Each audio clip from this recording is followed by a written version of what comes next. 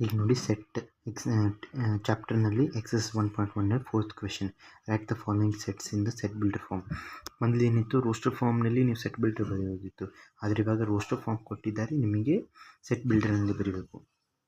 ನಿಮಗೆ ತಲೆಯಲ್ಲಿ ಏನು ಬರುತ್ತೆ ಫಸ್ಟ್ ಅದನ್ನು ಯೋಚನೆ ಮಾಡಿ. ಆಮೇಲೆ ಒಂದು ಸಲ ಪಾಸ್ ಮಾಡಿ ವಿಡಿಯೋ, ನಿಮ್ಮ ತಲೆ ಏನು ಬರುತ್ತೆ ಅದನ್ನು ಮಾಡಿ. ನಾನು ಎ ಅಂತ ಸೆಟ್ ಅಂತ ತೊಗೊತಿದ್ದೇನೆ. ನೀವು ನಿಮಗೇನಾದರೂ ಕೊಡ್ಬೋದು.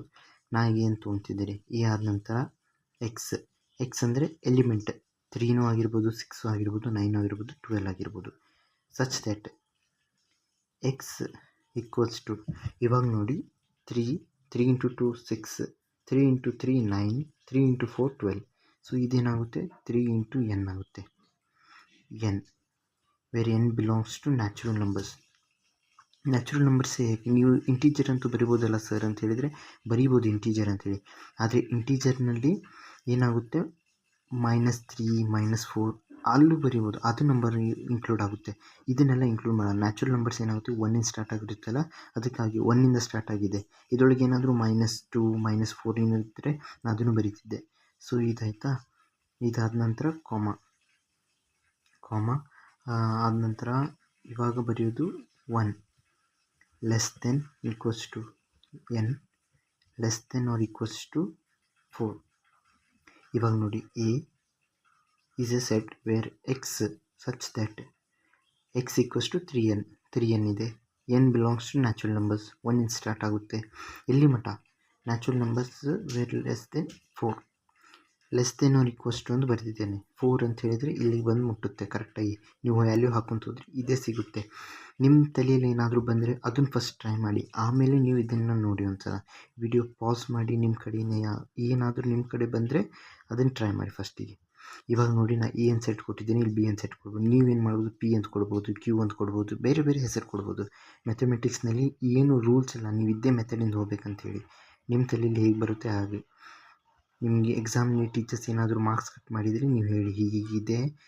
ಇದ್ರ ಬಿಟ್ಟು ಬೇರೆ ಮಾಡ್ಬೋದು. ಯಾಕೆಂದರೆ x where such that x is a multiple of 3 where multiple of 3 up to 4th table ಹಾಗೂ ಬರಿಬೋದು. ಸ್ಟೇಟ್ಮೆಂಟ್ ಫಾರ್ಮ್ನಲ್ಲಿ ಬರಿಬೋದು. ಹೇಗಾದರೂ ಬರೆದ್ರೂ ಕರೆಕ್ಟ್ ಇರುತ್ತೆ. ಇದು ಟೆಕ್ಸ್ಟ್ ಬುಕ್ನಲ್ಲಿ ಹೇಗಿದೆ ಅಪ್ರೋಪ್ರಿಯೇಟ್ ಅದನ್ನು ಎಪ್ಸಿದ್ದೇನೆ ನಾನು. ಟೆಕ್ಸ್ಟ್ ಬುಕ್ನಲ್ಲಿ ನೋಡಿ, ನಾನು ಇದನ್ನು ಡೈರೆಕ್ಟಾಗಿ ಬರಿಬೋದು, ಆದರೆ ನಾನು ಎಕ್ಸ್ಪ್ಲೇನ್ ಮಾಡ್ತಿದ್ದೇನೆ. X equals to 3n. ಈ ಎಕ್ಸ್ ಅಂತ ಹೇಳಿದರೆ 12 ಆಗಿರ್ಬೋದು, 9 ಆಗಿರ್ಬೋದು, 6 ಆಗಿರ್ಬೋದು, 3 ಆಗಿರ್ಬೋದು. ನೀವು ಇದನ್ನು ಇಡಿ ಇಲ್ಲಿ 3 equals to 3, n equals to ಏನಾಗುತ್ತೆ 1 ಸ್ಟಾರ್ಟ್ ಆಗುತ್ತೆ. First element ಇದ್ದಿದೆ.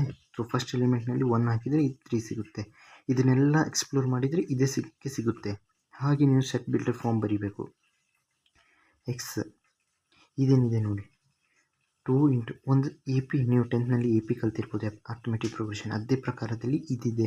ಅರ್ಥಮೆಟಿಕ್ ಪ್ರೋಗ್ರೆಷನ್ ಎಲ್ಲ ಇದು GP ಅಂತಾರೆ. ನಿಮಗೆ ಸೀಕ್ವೆನ್ಸ್ ಆ್ಯಂಡ್ ಸೀರೀಸ್ನಲ್ಲಿ ಕಲಿಸ್ತೀನಿ. ಇದು ನೋಡಿ 2 into 1, 2 into 2, 4 into 2, 8 into 2, 16 into 2. So ಇದೇನಿದೆ 2 1, 2 2, 2 3, 2⁴, 2⁵ ಇದೆ. ಸೊ ಇದೇನಾಗುತ್ತೆ, ನಾನು n ಅಂತ ಇಡ್ತೇನೆ, 2n. ಇದು ಪ್ಯಾಟರ್ನ್ ನೋಡಿದೆ. ಪ್ಯಾಟರ್ನ್ ನೋಡಿದ ನಂತರ ನೀವು ಎಕ್ಸಾಮ್ನಲ್ಲಿ ಪ್ಯಾಟರ್ನ್ ನೋಡೋಕೆ ಕಲಿಬೇಕಷ್ಟೇ.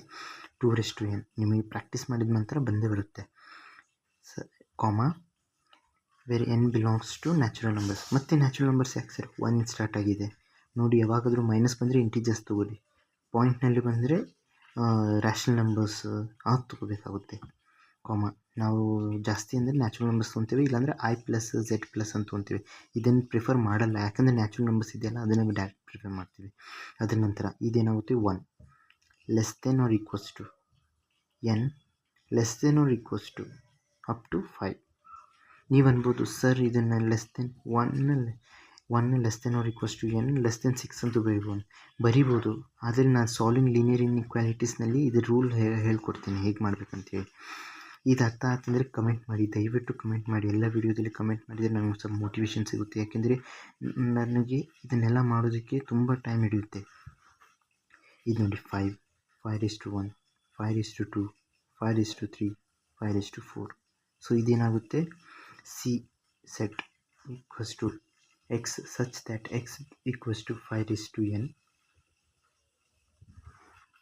where n belongs to natural numbers 1 less then n less than 4 equals ಇದು ನೋಡಿ ಇದು ಅಪ್ ಟು ಇದೆ 2 ಇದನ್ನ ನೋಡಿದರೆ ನಿಮ್ಗೆ ಅನಿಸ್ಬೋದು 2 ಟೇಬಲ್ ಇದೆ 2ದೇ ಟೇಬಲ್ ಇದೆ. ಸೊ ಇದನ್ನು ಹೇಗೆ ಬರೆಯೋದಂದರೆ ಎಕ್ಸ್ ಈಕ್ವಲ್ಸ್ ಟು 2n ಇಷ್ಟು ಬರೆದ್ರೆ ಆಯಿತು. ನೋಡಿ 2n ಅಂತ ಬರಿಬೋದು, ಇಲ್ಲಾಂದರೆ ಇದನ್ನು x is a even number ಅಂತ ಬರಿಬೋದು. Is an even number, even natural number, ಯಾಕಂದರೆ ನ್ಯಾಚುರಲ್ ನಂಬರ್ಸ್ ಅಂತ ಸ್ಟಾರ್ಟ್ ಆಗ್ತಿದೆ. ಎಕ್ಸ್ ಈಕ್ವಲ್ಸ್ ಟು ಎನ್ನು ಬರಿಬೋದು, where n is greater than 1 ಅಂತ ಬರೆದ್ರೆ ಆಯಿತು. Equals to or greater than 1. ಇದು ನೋಡಿ ಇದು ಇನ್ಫಿನಿಟಿ ಮಟ್ಟ ಹೋಗ್ತಿದೆ, ಇಲ್ಲಿ ನಮಗೆ ಗೊತ್ತಿಲ್ಲ ಎಲ್ಲಿ ಹೋಗಿ ಮುಟ್ಟುತ್ತೆ ಅಂತೇಳಿ. ಅದಕ್ಕೋಸ್ಕರ ಇದನ್ನು ಬರಿಬೋದು greater than n. And n belongs to natural numbers ಏನು ಬೇಕಾಗಲ್ಲ, ಇದನ್ನು ಬರೆದ್ರೆ ಸಾಕು. ಸೊ ಫಿಫ್ತ್ ಒಂದು ನೋಡಿ, ಟೆಕ್ಸ್ಟ್ ಬುಕ್ನಲ್ಲಿ ಇದಿದೆ, ದಯವಿಟ್ಟು ಇದನ್ನೇ ಪ್ರಿಫರ್ ಮಾಡಿಸಿದ್ರೆ ಮಾಡಿ. ಎಕ್ಸಾಮಲ್ಲಿ ನಿಮ್ಮ ಟೀಚರ್ಸ್ ಕಟ್ ಮಾಡಬಾರ್ದು ಅಂದರೆ ಮಾರ್ಕ್ಸ್. ಆದರೆ ನೋಡಿ ಇದು ಏನು ರಾಂಗ್ ಇಲ್ಲ, ಯಾಕಂದರೆ ನೋಡಿ ಎಕ್ಸ್ನಲ್ಲಿ 1 ಇಟ್ಟರೆ 2 ಸಿಗುತ್ತೆ, ಎಕ್ಸ್ನಲ್ಲಿ 2 ಇಟ್ಟರೆ 4 ಸಿಗುತ್ತೆ, 3 ಇಟ್ಟರೆ 6 ಸಿಗುತ್ತೆ. So it is also correct. ಆಮೇಲೆ ಇದು ಬರುತ್ತೆ ಸೊ ಇದು ನೋಡಿ 1 ಸ್ಕ್ವೇರ್ 2 ಸ್ಕ್ವೇರ್ 3 ಸ್ಕ್ವೇರ್ 10 ಸ್ಕ್ವೇರ್ ಇದೇನೈತೆ x is a x equals to n square 1 day